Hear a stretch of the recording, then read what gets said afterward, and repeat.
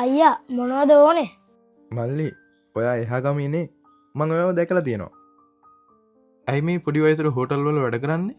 ඔයාට ඒව වැඩක් නැහැනේ. ඔයාට ඕන දේ කියන්න.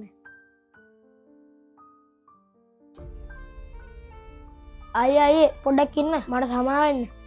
මම වැඩ කරන තැන මහත්තයා බලන් හිටියා. ඒකයි මං එහෙම කතා කරේ. හරි අයියේ එහෙනම් මං යන්නම්. මල්ලි ඇයි දැන් ඉස්කෝලේ යන්නේ නැත්තේ? හැම කෙනෙක්ම කියන එක තමයි අයියා සල්ලි නැහැ. තාත්තා මාව පොඩි කාලෙම දාලා ගියා. අම්මා මේ ලෝකෙම යන්න ගියා. එතනින් එහාට කොහොමද අයියා මං ඉගෙන ගන්නේ? ඒකයි මේ මට පුළුවන් පොඩි පොඩි දේවල් කරලා හම්බ කරන්නේ. කඩේ මහත්තයා තමයි මට ඉන්න තැනක් දීලා මාව බලාගන්නේ. මල්ලි අපේ ගෙදරින් ඔයව බලාගෙන ඉස්කෝලෙත් යවයි. ඔය අපිත් එක්ක ඉන්න කැමතිද? අපේ අම්මට තව පුතෙක් බලා ගන්න බැරි කමක් නැහැ. මල්ලේ ඉක්මනට ලෑස්ති වෙන්න ඉස්කෝලේ යන්න පරක් වෙනවා. ෂා අද නම් ඔයා ගොඩක් ලස්සනයි.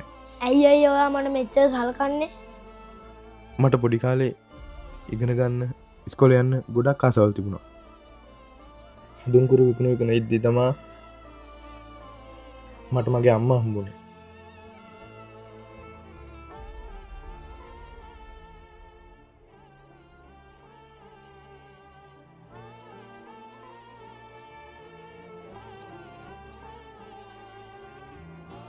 මාව හොඳින් බලාගත්තා.